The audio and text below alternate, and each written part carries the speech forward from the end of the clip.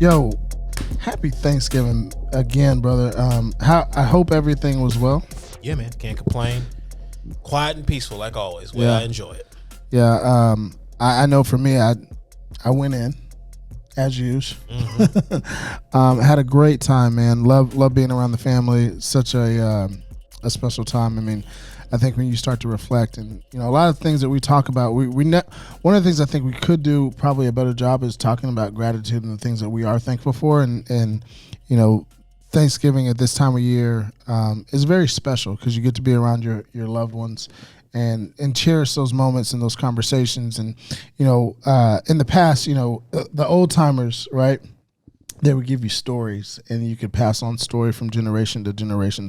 It's a lost art at this particular point in time, but I get really I don't want to say emotional, but like Thanksgiving has for a long time been my favorite holiday, more so than Christmas, because it is an opportunity for you to pause and recognize what you actually are grateful for and thankful for. So I know we didn't have a chance to do this before Thanksgiving, but I wanted to give a big shout out to my two daughters, Anaya and Miss Harper. Tremendously proud of both of them, and very, very grateful for them, as well as my entire family. But my two babies, super grateful for them. What about you? Oh man, it's just the holiday season. I've been working on a lot of stuff for 2023. I'm extremely grateful for my two girls, my wife and my daughter. They are my why. They are the gas in my engine. I'm already wound tight when it comes to trying to get something done anyway, but then those two just have me take it to another level. And so as long as those two are good, I'm good. Everything else is kind of gravy. So, yeah, I'm extremely appreciative of those two. Yeah. And I would be remiss as a host of the show if I didn't say how much I'm grateful for you.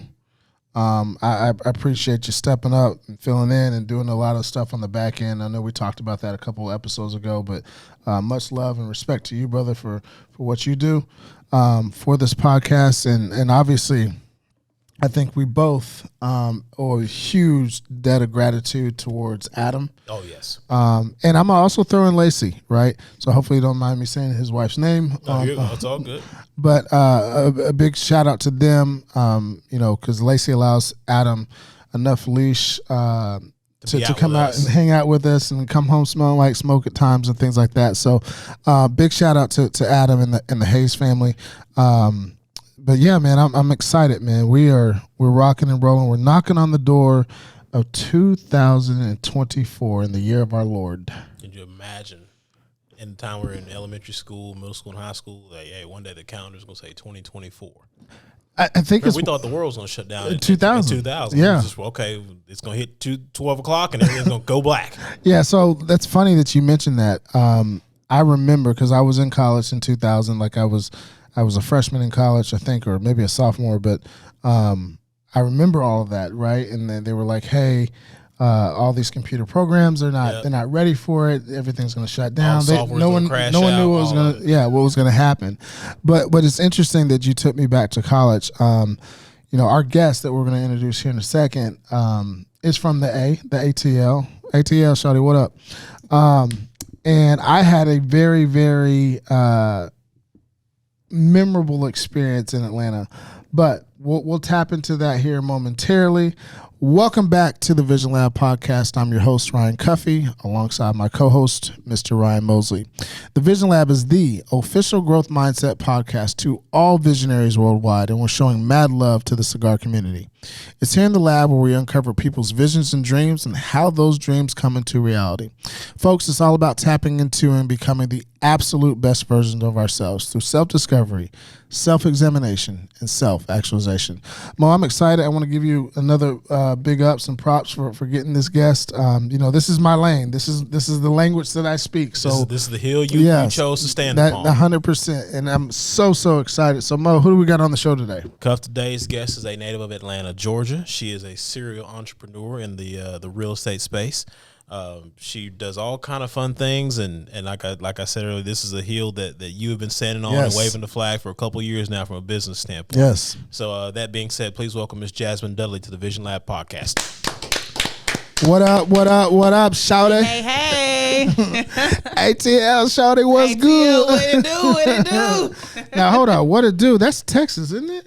It's all a blend at this Is point. it? It's all Okay. Okay. Well, we are so happy and excited to have you on the show. Of course, we had an opportunity to chop it up a couple of weeks ago, maybe about a month or so ago, and like seriously indebted to the information that you so willingly shared. But I want to go back to Atlanta real quick. Oh boy. Okay, so you're here in Dallas, right? Yes. But you are from Atlanta and from the A. Now, do they call it ATL?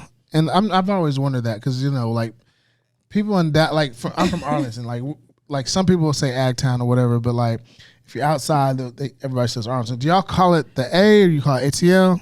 I don't know what we call it. Yeah. They say Atlanta. There's no T in there. No, right. It's Atlanta. Yeah, it's Atlanta. Atlanta No T or in there. Atlanta.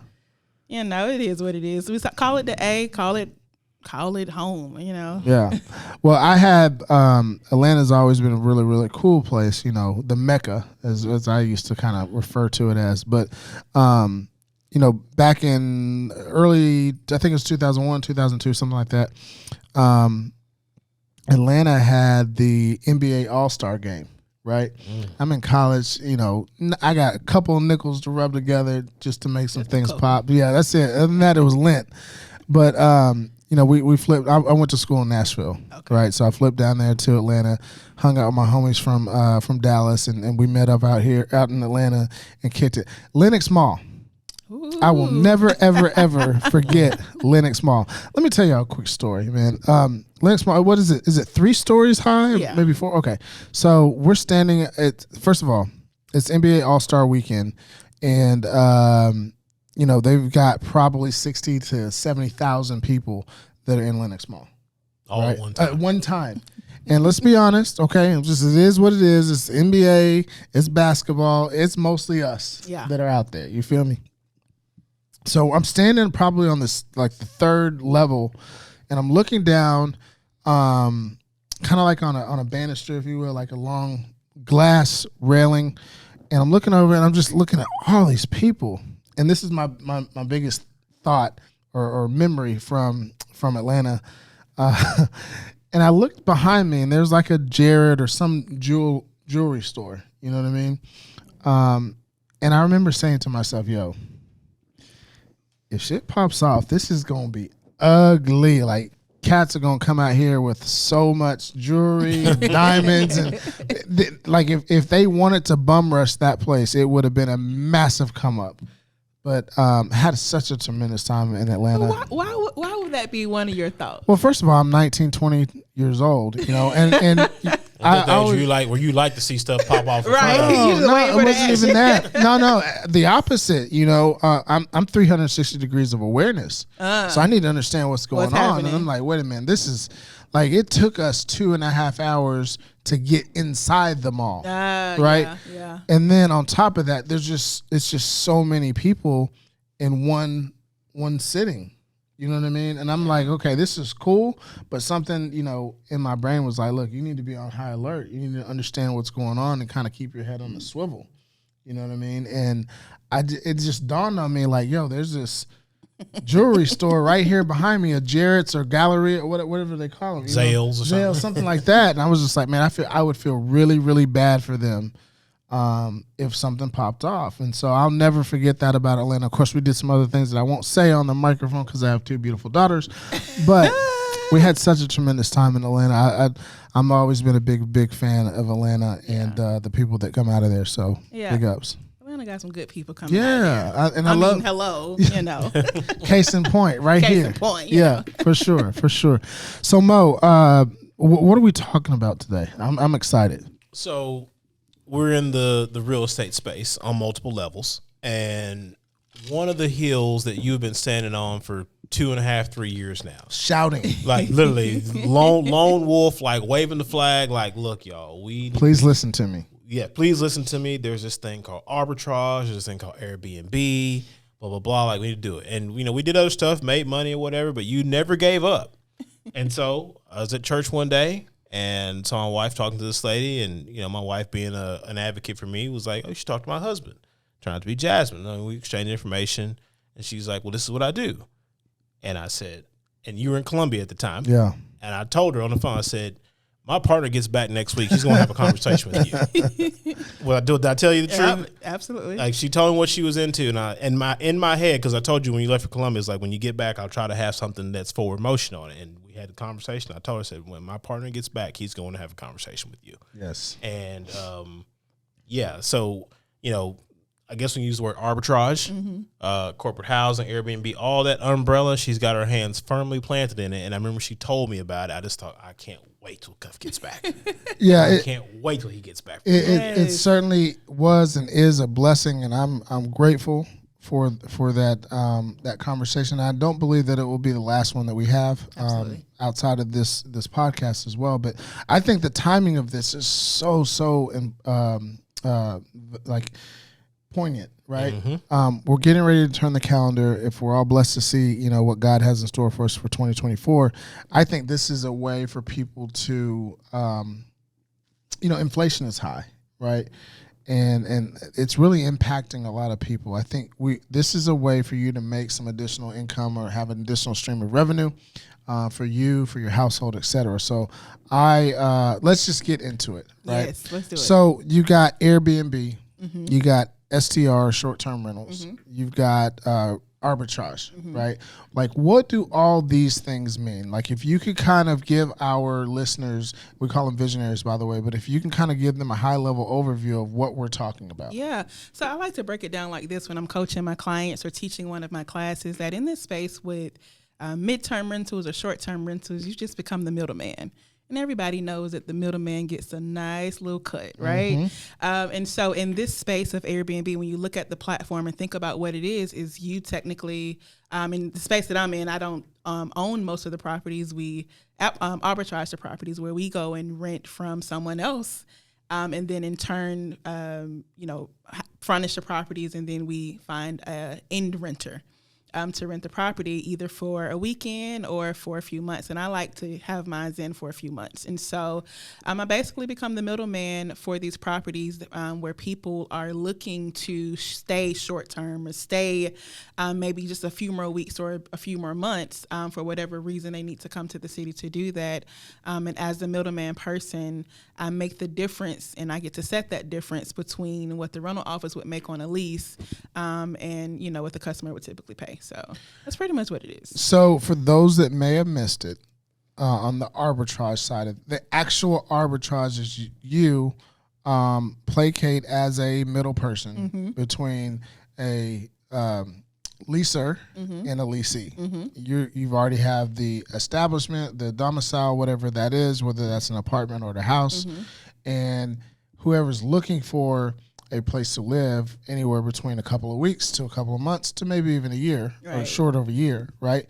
You have a place for them to stay. Yes, a furnished place. Fully furnished. Yes, fully furnished. So you have a market of people that, especially now, they're traveling a lot. You have traveling nurses, you have traveling doctors, you have, construction. That's where a lot of my clients are coming from. A lot of construction has picked back up since the pandemic. And so you have a lot of them traveling to different cities to build different plants. And guess what? They need a place to stay. Before the Airbnb space, they would opt to stay in these motels or hotels because they're staying for quite a few weeks. And so, of course, a typical hotel bill can get up there. But when you have a rental property like a corporate lease or something like that, you have the ability to kind of go a little bit lower than what a normal hotel would charge and make up the difference. And so I have people coming in from town and they may stay for 3 months or so, right? Where a typical hotel rate may be like $200 a night. Well, I can charge $81 a night and still make good because I'm only paying maybe $30 a night technically if I break the monthly rent down on that particular property. You know what I mean? And so it's just a really great space to be in, and there's just such a large spread of opportunity there as far as income, So this sounds amazing, right? And I know a lot of people are going to say this sounds too good to be true. Yeah, it's definitely good, and it's true. Sounds like our God. But, how did you learn about this? How did you even become aware that this type of play exists? Oh, man, it was an accident. It was an accident, and just trying to make some money, Okay. And so what happened was I saw a lot of people renting out Airbnbs for like retreats. Because of course, we're in the Christian space, Christian community space. My husband and I, we're both pastors. Shout out to my husband, who's amazing. But we found Big a ups lot to of Decatur. Decatur was greater. We found there are a lot of women were doing like church retreats in these. They would go on Airbnb and find these houses, and I'm like, well, I want to be on the other side of that. Where are they finding these houses? And so at that time, we had a beautiful 5,000 square foot house in Georgia. And I told my husband, I was like, hey, let's go on the Airbnb space and just see what we can get for a property like this, because they were paying thousands of dollars for a weekend. And so we did it. We kind of moved out of our own house, kept it fully furnished. We just moved all of our personal belongings into the garage and made a couple of thousands in a weekend. And so, of course, we had to learn the hard way. We had HOA in our community, and that is not allowed. However, we still made our money. You'll take that We're gonna do slap on it the again if wrist. you ain't watching. Better to ask for forgiveness. Right. You want 150? I give you 150 out of this. Yeah, we'll do it every month. Right. And so that's kind of how we got into the space. It was like, oops, just kind of, did it. And so after that, we made our money from our house. We started looking into other ways, like, okay, well, if it was that easy for us to do this with our own house, how easy would it be to go and do this with somebody else's property that may not have an HOA? So we just started to do a little bit of research, and I come across some information about corporate leases for travel nurses. Okay. And so learned about that information. I'm like, okay, well, where are these traveling nurses staying? Because I had a friend in, what do you call it? It's like HR, where they find the job placements. I can't think of the name of it. Recruiting. She was in recruiting. And, a part of their package, they get like a stipend for where they can stay. And I'm like, okay, well, where are they staying? And she was like, some of them are staying in motels, or they'll find an apartment in the area. Well, what type of apartment are they finding, right? And so after I'd done a little bit of research into, the type of places where they're staying, I learned that there are certain management companies that will allow for corporate leases. And so corporate leases, for those of you that are listening and you want to understand a little bit more about that, it's where a leasing office or a property management company will allow you, form an LLC or form whatever you need to form. An entity. Form an entity, and you go out and you rent a property or lease a property under your business name. You rent a property under your business name, you fully furnish it. They understand that you're going to have tenants in and out. And so that's pretty much the business and how it works. And so, of course, you go on platforms like Airbnb, or you can connect with different companies and let them know, hey, I have properties available in your area for your traveling employees, and they will send you people and pay you up front for whatever your fee is. So let's just say you had a property, maybe like $1,400 a month, right?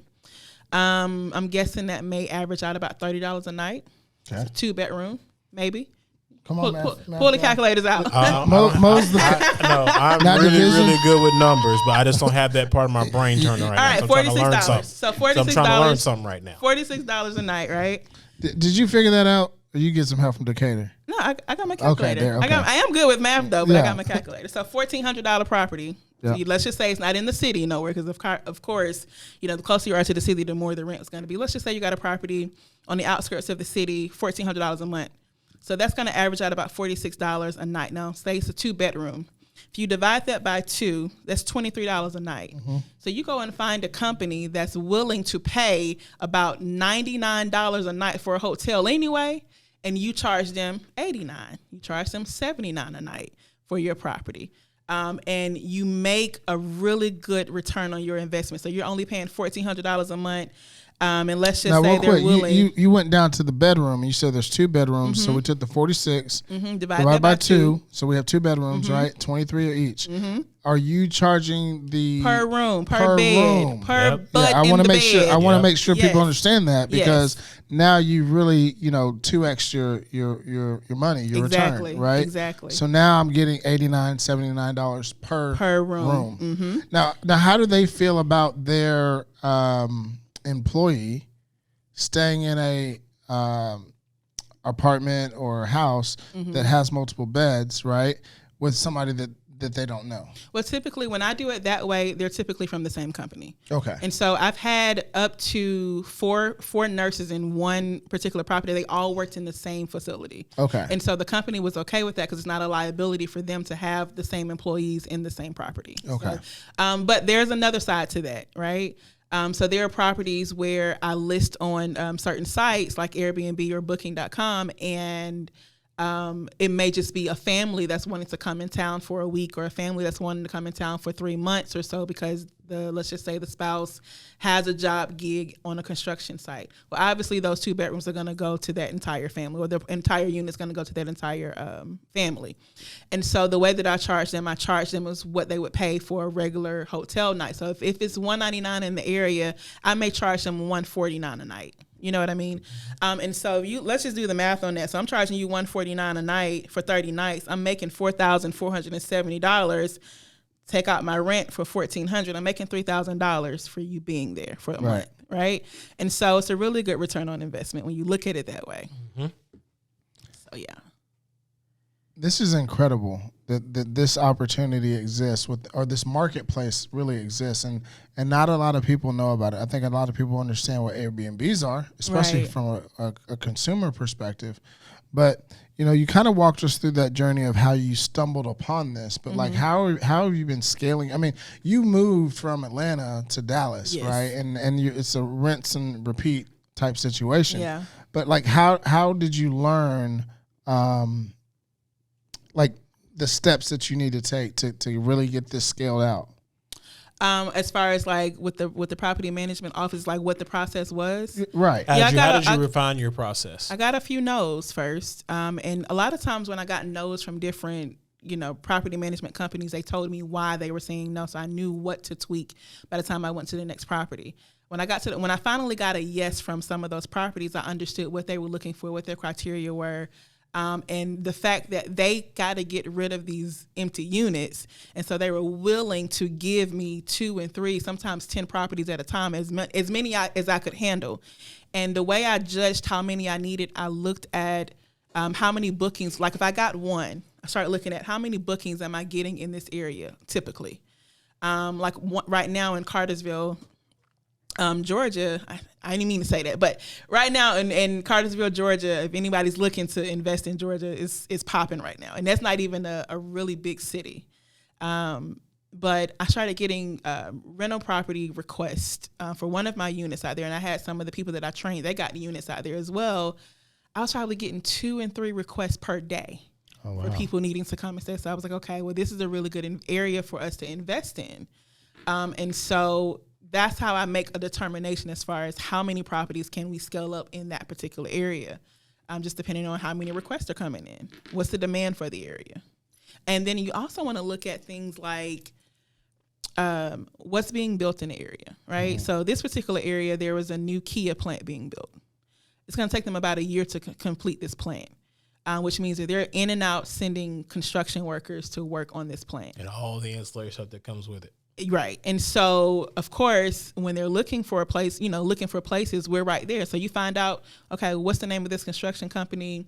They're probably going to need housing for the employees. You look at the city plans and, go to your town hall meetings to figure out what's coming, what's about to happen. Start contacting these companies. Say, hey, I got, a couple of units available. How many people do you think you're going to have in the area? I can have some properties available for you. Now, let's just say they want 10 properties available, but they only end up taking 5. You can still list your other 5 on, certain sites like Booking.com, and it's still going to get filled. Airbnb is still going to get filled. I want to go back to something that you said earlier. I don't think people understand in terms of a step-by-step process what it looks like in terms of you reaching out to the apartments. Mm-hmm. Break that down, because there's two. You're playing both sides of the field, right? And so you got your apartments or landlords if you have a house, right? And then you got your prospects and people that are going to Booking.com, Airbnb.com, so on and so forth. Those are, what do you call them, tenants, right? So walk us through the process of building the relationship with the apartments or the landlords? Yeah, so I mean, it's honestly, it's not complicated. It's just as simple as giving them a call, asking to speak to a manager, and say, "Hey, do you guys do corporate leasing?" It's a yes or a no. Okay. If it's a no, they're pretty stern on their no, and all of their properties are pretty stern on the no. If it's a maybe, then you just kind of got to negotiate and say, "Hey, I'm willing to take care of maybe, like you just say, I'm willing to take care of maintenance up to $200." Especially if you're in the business and you're making money, you're able to do that. I'm willing to take care of maintenance up to $200, or I'm willing to pay your rent $1,400. I'm willing to pay $1,600 if you let me have the property. Okay. A lot of times, of course, they want the properties moved and they're willing to take that extra. They'll say yes. And so that's what I do with my maybes. Now, there are some companies that say, yes, absolutely, we welcome this type of community.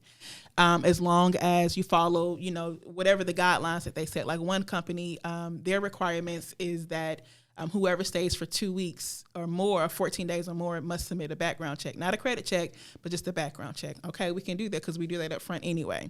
And so you just, it's a matter of just calling around and just seeing which property management company is willing to do it. So you have an apartment. Let's just say you have an apartment called Adam's Apartment. Adam's Apartments. Yeah. Typically, they're run by a property management group. So are you contacting Adam's Apartment, or are you contacting the group? I'm contacting the apartment, because if the apartment says yes, that means the property management group says yes. And so now I'm going to find all of the apartment complexes that are within that property management portfolio. Yep. Mm-hmm. Then I'm going to go and see where they are. And sometimes they're a small company and they may have just a few within the radius, or sometimes they're a national company and I can go state to state with this because I know they're going to say yes. Yeah. So. And now you could just play in the same pond. Exactly. And rinse, over and over. Rinse and repeat. Over and over. Yeah. So now that, and I hope that our visionaries understand that, like, when you go to a property management company and they say, yeah, we can do it, and by the way, can you do 10 of these? And you're like, absolutely. Let's scale this out. Yeah. And so now you've got effectively 10 different streams of income coming from one property unit. One property. And another partnership. Now I'm giving my nuggets what I give in my class. Another partnership you can make with a company, especially if you're getting good with a particular property management, is the people that they have coming into their office that are looking for a place to stay. Let's just say you got one of your units that's, maybe sitting for a couple of weeks, and it's fully furnished. If they have someone that's coming into the office looking for a furnished unit, well, guess what? You're already in the apartment complex. Mm-hmm. And so you let them know, this is what my rent will be. They can sign a lease, a sublease under my unit, and you can lease out my property for my price. And they'll pay you, and you pay me.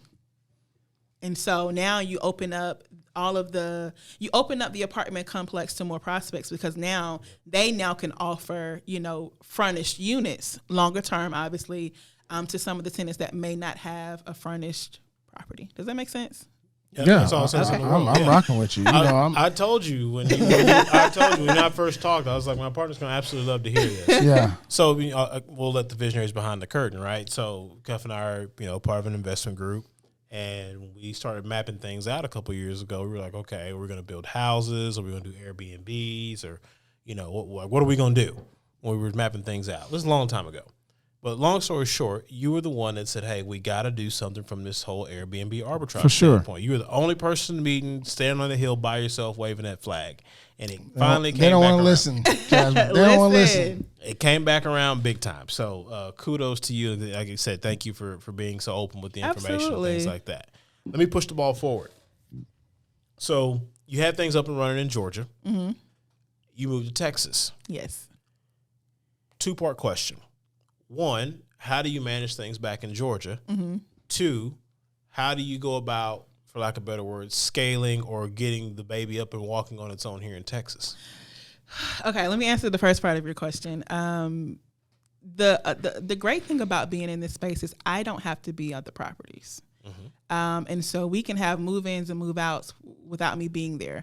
A lot of your newer apartment complexes have keypads now. Which makes this so much more easier, because now all I have to do is give out the keypad code, and I can change the keypad code. Some of them have apps where you can actually just change the keypad code. So if they're moving in, I just give them the keypad code to move in. And when they're leaving, of course, they clean up and they leave. But then I send my cleaning company in there to clean it up, take pictures, make sure We need nothing's to broken. talk. We need to talk. Make sure nothing's broken. They take pictures for me to let me know whether or not I need to go after the company or the tenant for any damages that was had. And so they take pictures, they clean up, they take pictures, and they're out on the internet letting my next tenant know, hey, you can move in, here's the code. And so it's hands-free. We're not trying to get in your pockets, but we do want to paint a realistic picture for our visionaries. Mm-hmm. So going back to the example of, hey, it's $1,400 a month, right? Not all properties, but that's an But example. with this example, right? And you're clearing $3,000 after everything, right? Remember? Okay. What additional overhead are you looking at? Because you just mentioned cleaning. What about cable or electricity, water, trash, sewage? Like when you cull everything down, what is the realistic expectations on return on investment? Right. So that's a really good question. So let me just kind of go through what I look for before I even sign a lease. Okay. I look for apartments that already have a washer and dryer included, cables included, and Wi-Fi is included. So that saves me. Yeah, that saves me a lot of overhead just by not having to have those things installed because it's already in the property. Water and lights, I'm typically paying about $25 for water. And I'm typically paying about a month. And typically about $115 for the lights a month. Yeah, now this is in Georgia. You got to think too, if somebody's in one of those properties, if they're a construction worker or a traveling nurse, they're only sleeping there. Right. It's not like they're just there working and coming back 10, 12 hours a day just hanging out, watching TV, playing on the internet. Like a construction worker, he's on site. He's only using that space to sleep. Right. A traveling nurse is it's not even that 36, though. 24 hours, and then they you know. It's not even that. Some of them have water fees that are set. Like it's $25 flat. Yeah. Like it's not going to fluctuate. It's been a while since I've lived in an apartment, but I thought it was somewhat communal in terms of like. Depends on the unit. Like it depends on the property. Yeah, it depends on the property. That's why I was like 25. Because some of the properties are individually metered too. Yeah. And so especially like some of my properties that I have in South Georgia are individually metered. And so it just goes according to what that particular unit uses. And so my weeks my week or two that I may not have anyone in there, obviously I'm not paying much for that, you know. And so another fee that I add into my price when I give my quotes to, you know, the employer or when I put it on these websites is I put a utility fee in there. So that's not included in my rent. You're going to pay that utility fee as well. And it just depends. Like sometimes I may charge like $50 for a utility fee if you're only staying for a week. And most people are fine with paying it, you know. And so I look for properties that make it easier on my budget. So you have your utility fees. You also need to have renter's insurance, obviously. The company that I go with, they charge me $25 per unit. So that's per month, per unit. And then you have your furniture bill. Your furniture bill is probably going to be your most expensive bill. And I always tell my coaching clients, don't take the cheap way out, but take the sturdy way out, okay? It does not have to be luxury properties because you got to remember these people that are moving in, it's not home for them. So they want to be comfortable, but they don't really care because it's not their home and they're not decorating it. So they want to know that the couch is sturdy, just as long as it don't fall apart. They want to make sure that it's clean, you know. So those type of things, they don't really care if it has a headboard in the room or not. They just want to know, is the pillow comfortable, you know. And so when you think about that, I typically average, the last one we just did, I think we averaged about $800. I don't know. It was the most amazing spend, $800 to furnish the entire one-bedroom apartment. Wow. And so that's ordering stuff off of Amazon. That's going to the Goodwill to get like certain decorations. And listen, I don't care how much money you make, always try to find ways to cut costs. And so we go to Goodwill and we get the $1 books and we put them on the bookshelf. And that's a whole piece of decoration. The $2, $3 plants, you put those at the plastic plants, obviously. You put that in there, index them down real good. You put those in your properties. That's a nice little piece there. And so you just find ways to cut corners to save money, but still make it look comfortable and homey, but not so much to where people are like, okay, this is my home, so I got to fall in love with it. They're not going to fall in love with it. They just want a clean place to sleep. Mm-hmm. So on average, when in your pockets, okay, what should, if we follow your formula, what should your your students or other people that are following suit, like what should be the return on investment per property? How much should we be cash flowing? And I know that's a jaded, kind of loaded question, but just on average, because I'm not really good with the percentage of that, but I would say about 90 to 100, maybe more percent return. You got to think about it. If let's just say we'll use round numbers, let's just say the rent on the unit's $1,500, right? So like you said, you just divide that by 30. So that's you bringing $4,000 back. It's like $50 a night, right? I think round numbers off the top of my head. Yeah, I think it's like $50 a night, right? Roughly. So if she's charging, let's say market rent for a hotel in the area that says $150, well, she can still come in and say, okay, construction company XYZ or travel nurse company XYZ, as opposed to you staying in a hotel for $150 a night, you guys come stay at my property for $129 a night or $100 a night, knowing that it only costs her $50. Right. So then you just start playing with the numbers, and at that point, you can essentially look at a unit and say, okay, how much do I want to make per month per unit? Well, no, I get that, but you have visionaries that are watching, visionaries that are listening and trying to say, okay, this makes sense. What should I expect to make? They could say, hey, my monthly bills are, like, for myself are $3,000, okay? And if I'm making, $100 a night per unit, then I need 30 units. No. $100 per night per unit. In one unit. That's $3,000 right there. That's $3,000 in one unit. And so you got to think about like the example that I just gave you. If my revenue, if my cash flow is $3,000, I'm making $4,000, but if my cash flow is $3,000, yeah, we're talking cash flow. So I got one unit bringing me $3,000 a month. Right. So that means if I want more than that, 10 units is going to bring me $30,000 a month. Yeah. So that's what you got to look at those numbers from that perspective. $30,000 a month, that's 10 units, and you can literally have that in one complex, or you can have it in multiple complexes. So, not to make you the queen of all short-term rentals, because I'm not. I'm just having fun making money. But you're a queen. You're a queen. Why doesn't everybody do this? Because they don't understand it. They don't understand it. I mean, it's been 35 minutes or so. Uh-huh. And you've literally laid it all out. I did. Like, why? A lot of people, let me tell you this, and this is what I deal with, and this is why I can charge what I charge. The hump that people have to get over, the biggest hump that people have to get over is fear. You better speak, preacher. That's the biggest holdup. Is people just don't believe that they can do it, and they don't believe that it's possible. Like, I'm telling you, it works. I'm an example that it works. I have past students that show you that it's working, but yet and still, people are still afraid. And so if you and the reason why I'm so hands-on in my courses is because I got to move people from that place of fear. Of the unknown. Yes, ma'am. And some people are afraid of, what if it don't work? Well, let me coach you on what to do if it don't work. Because unlike other real estate properties, if this don't work, what's the worst that can happen? Oh, man, I broke my lease. Goodbye, on to the next. Yep. It's in my business name. And I hate to look at it like that, but people are so afraid of, what if I lose, or what's going to happen? But you got to think about, you got to weigh your risk to reward. What if you lose? What's the worst that could happen? Okay, the worst that can happen is I have to break my lease. And breaking your lease. Well, I'm going to move my furniture out. That's true. I'm taking my furniture with me. And so maybe I lost a $300 deposit. Maybe. Or maybe I lost the first month's rent. But if you didn't make any moves in your first month, you're going to lose that first month's rent. But the end of the day is, I'm not losing a $50,000 down payment. I'm not losing a mortgage. I don't have a foreclosure going on. I just got a broken lease in my company's name. And so now I just pick up and move on to the next.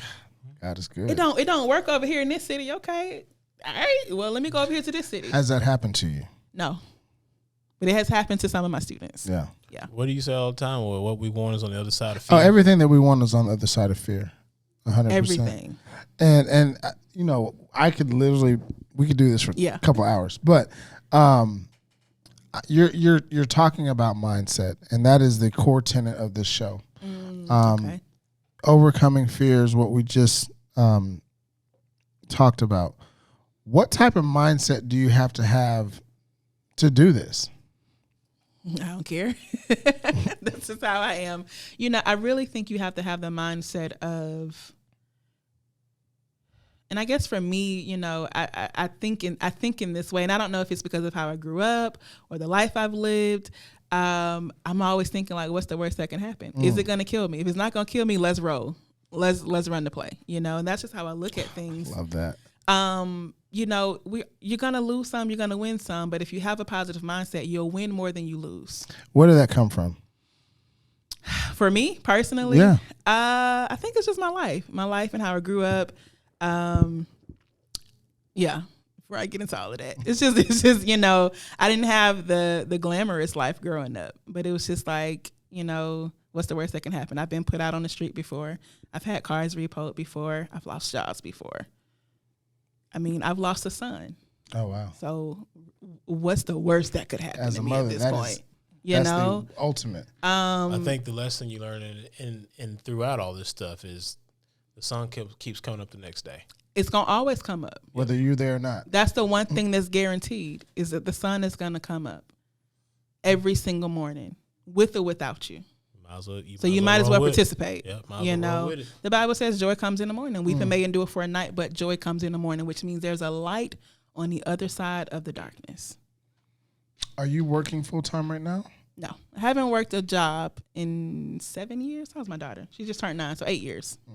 8 years. And I want people to understand that, like, this could be what you do for a living. How much time do you put in a day? To that particular business? Yes. It runs on its own. So literally, it's just a matter of, okay, we got to move out today, cleaning company, go, take pictures, here, move in. That's maybe 10 minutes. We'll be gracious and say an hour. That's a long time. I ain't got that kind of time. Yeah. We'll use for round numbers. Round numbers, hours, okay. I need people to understand. We're talking about, and I'm being like overly generous, right? And saying an hour. I'll even say 5 hours a week. Yeah. To make $30,000 a month. I mean, you're the most time you're going to spend is setting up the apartment. Yeah, it becomes automatic. It becomes automatic because after you set up your first few, it's like, okay, all the beds look the same, all the comforters look the same, all the pictures, I get everything the same. Every unit is going to look the same. You may have one or two differences, but I know I got a team now. You go in there, that's how we put it up. If something's got to be replaced, I need exactly. One of this, yep. And so we're talking mindset, right? Yeah. You don't care what type of mindset people have. Sun's going to come up. What's the worst can happen? But at some point, you got to put that CEO hat on. Right. Right. You got to put that business owner hat on. Can you talk to us about, and like you said, you'd worked jobs that had been let go and car repoed, et cetera. So you've experienced loss and fail, quote unquote, failure or lessons, as we like to say, right? Mm-hmm. But what is that transition, or what was that transition like for you from I no longer am employed by somebody versus I am employing people to do a job? Let me see the best way I can answer that. I've always struggled having a job. Like, I've always been that type of person where if I'm not in a leadership role, I'm not going to be able to function very well because I give direction better than I can accept it sometimes. And that's just the truth.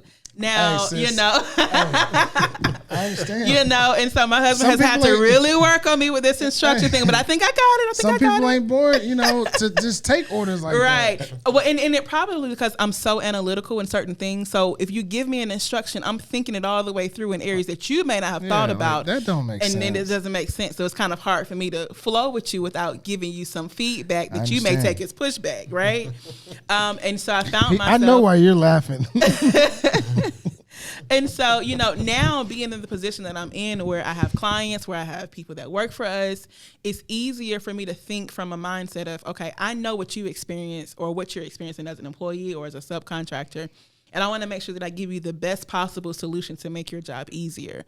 And so, that's what it is for me. It's like I understand both sides of it. And so it's easier for me to deal with people that work for me or work with me because I look at it as this is a partnership for us all. And that's how I wanted to feel at my jobs. I wanted to feel like we're doing this together. I know you're making the most money because you got the management role, but I'm technically working everything. I'm doing all the work. So this should be more of a partnership, type of thing. And so, that's how I kind of approach, who works for us and who we bring on board. Thank you for your time. First of all, I know, like I said, Cuff said we could do this for hours, right? But we do want to be respectful of your time. Before we kind of wind things down, what's the number? You know what? Not number one. What's the most important thing you learned about yourself going through this? The most important thing I've learned about myself. And then I have a follow-up to that as well. Okay. I feel like we're on the Oprah show. Yeah. The most important thing I've learned about myself, I don't know. I would say just thinking about in general in business, my husband's my business partner, right? And so in a marriage, you can kind of see yourself. And I realized that I'm more of a forerunner, forward thinker, that I don't necessarily have the means to sit and put together systems. And so it has caused me, I'm more big picture. And so it has caused me to kind of, take a step back and understand systems, because without systems and without infrastructure, your whole thing gonna collapse. And so I've learned, if that helps any, I've learned that, I've learned to respect who I am as the big picture person, but I need somebody that's a systems person to be with me. That's the area that I'm weak in. I learned to accept the areas that I'm weak in, and allow someone to fill that void for where I'm weak. And in business, you got to be able to do that. It's balance. Yeah. That's beautiful. You have to be able to do that. Yeah. Yeah. That's good. Yeah. What was your question? You asked what's the most important thing she learned about herself? You had another question, didn't you? No, he I had did. a I did. okay. My follow-up is, what do people need to know about themselves before jumping into something like this? You got to know what you're good at. You got to know what you're good at. So I'm gonna be honest with you. We run about 7 different companies. In the beginning, when we first kind of launched out, we took over my husband's family business, which is non-emergency transportation. It's a 22-year-old company, made millions. And when it got in our hands, it went bye-bye. Okay.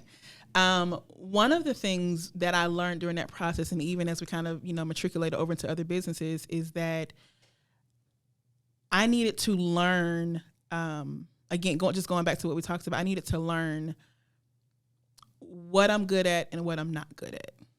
And when you learn what you're not good at, you go and find what you're good. You go and find the people that are good at what you're not good at. Yeah. Mm-hmm. That way you can continue to grow and you can continue to thrive. Did I answer your question? Yeah, and I'll just hinge on that a little bit and say, like, what do if someone is entering into this type of business or wants to jump into this business, what do they really need to know? What should they expect? If we're talking about on the educational side of things, the very first thing that they probably want to do is learn about business. Learn about and don't engulf yourself watching podcast after podcast, YouTube after YouTube. Just the Vision Lab podcast. Of course, watch this one. Listen to this one. But sometimes we become information fanatics that we never move. Then we get paralyzed by information. Paralysis by analysis, right? And so if I have to tell them anything, get the basics. Go ahead and make the mistakes. That way you can make the mistakes as you go, not trying to scope out what mistakes you're going to make or you could potentially make, and you're just wasting so much time. Start your business, build your business credit. That's another thing that I teach my students. Build your business credit. Use fumble other people's money, not yours, okay? And then just go out there, make the phone call. Matter of fact, people listening to this podcast right now, we can be done with this podcast by morning. Call your first apartment complex when they open and just ask them. You don't even have to have a real plan in place. You don't even have to have your business. Just ask them. You guys do corporate leasing? Do you do corporate leasing? Yes or no? And they're going to say yes. And you're going to feel all the feels in that moment. Or they're going to say no. And you hang up, call somebody else. And you just keep doing it. Yeah, you just get better. And then when you start getting your yeses, make your list of yeses. And then go start. Yeah. You don't need anything. You don't need a degree to start. You don't need anything else to start. Just the phone. Just the phone. Just go. And the courage to say, hey, I'm out here now. Be strong and courageous. Be strong and courageous. So you mentioned your husband, and you have 7 different businesses that you manage and operate. I know one of the things that you guys have going on is a big deal coming up in January. So I definitely want to make sure that we talk about that. What do you and your husband have going on next month? So in January, crossing over into the new year, I'm so excited. So we launched out and did a tour in 2023. It was a free tour, actually, called Enhance Your Business Tour. And it derived from my Enhance Your Business Bootcamp, where I take entrepreneurs and teach them how to scale their businesses. No matter what business you're in, I teach you how to scale it, right? As long as it's legal. So we went on tour, went to city in the United States, and I just felt the Lord saying, take it overseas. And so next year, in January, we're going to be taking a group of entrepreneurs to London to learn about starting business in London, but I'm also going to do some mastermind training there, bringing in some other people, and I'm also going to empower them to become international speakers as well. And so we'll spend 6 days in London. We'll learn about doing business in London. We'll learn about dual citizenship, the money that can be made there. And of course, this is going to be a annual thing. So we're going from country to country, learning about doing international business, because I just believe that you got to go beyond your city. You got to go beyond your state. Yeah. So. Yeah. Just out of curiosity, why London? If I give you the answer, you probably look at me crazy. I'm going to look at you crazy. All right, because the Lord said so. There it is. And I will not look at you crazy. And as a matter of fact, the Lord didn't even tell me that. He told my husband. Oh, there you go. And so my husband had, he's a very devout man of God. I love him. He was praying, and the Lord gave him this map, this drawing, and it was like different points. And he told me, these are the next 5 countries.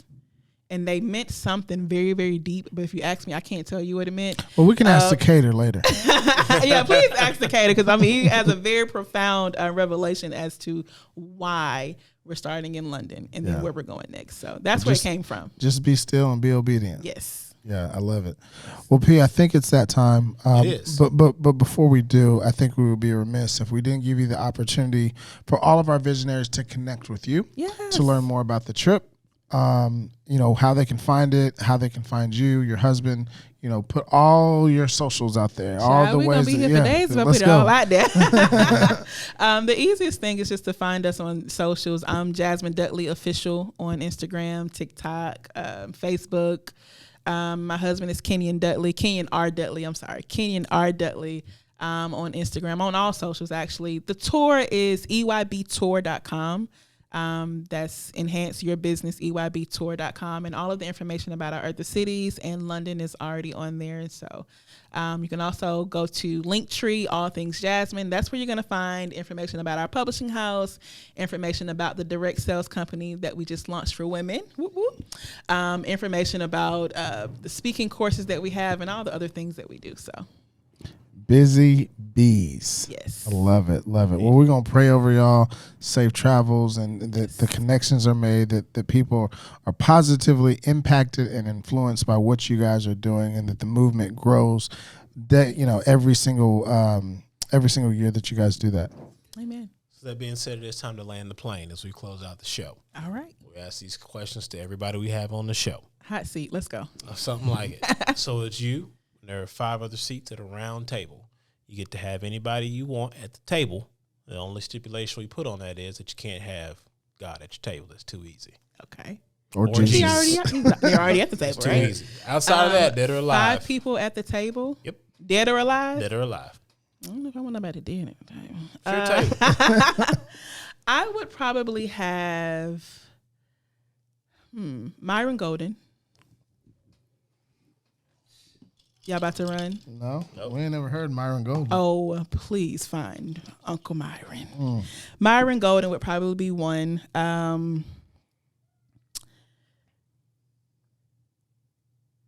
Who else? Russell Brunson.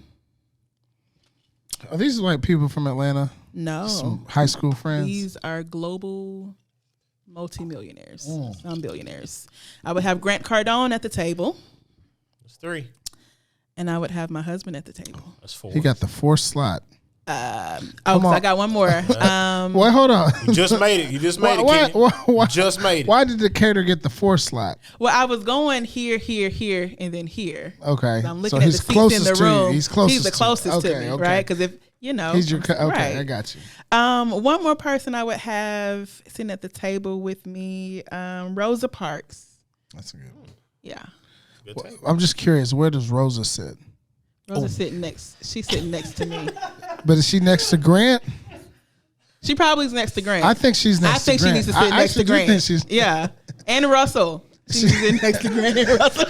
Hey, as long as she's not in the back. No. She's sitting next to Grant and Russell. Shout out to Adam for being the first person to catch it when he says that question. Oh, man. I love it. This has been a pleasure. No, it's amazing. It's amazing. No, that's an awesome list. Make sure you get Rosa up the front so she can walk in first. Yes. I'm going to take care of good. Yeah, for sure. Grandma Rosa. Yeah. I love it. I love it, though. What's the long-term vision for Jasmine Dudley? Long-term vision, to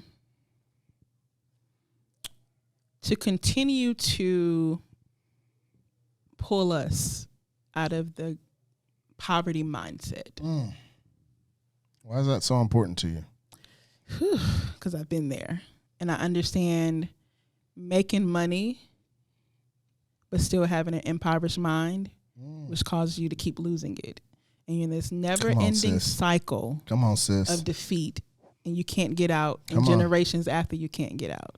So if we can break the mindset, we can set up our generations for good wealth, good health, good life. I need to take a moment because that was big. That was big. In case you didn't know, there's a magical time machine here in the lab. Okay. What advice would you be giving yourself from 5 years ago? What could I say to myself now from 5 years ago? Mm-hmm. You're looking back. Looking back. To tell her, I would tell her that you're going to experience betrayal and heartbreak. And the higher that you go, you're going to experience people. The Bible says that he prepares a table in the presence of your enemies. You're going to recognize the people at the table, and they're going to be really close to you.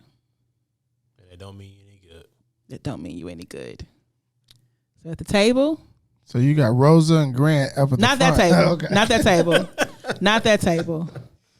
In the presence of my enemies, that you're going to recognize them.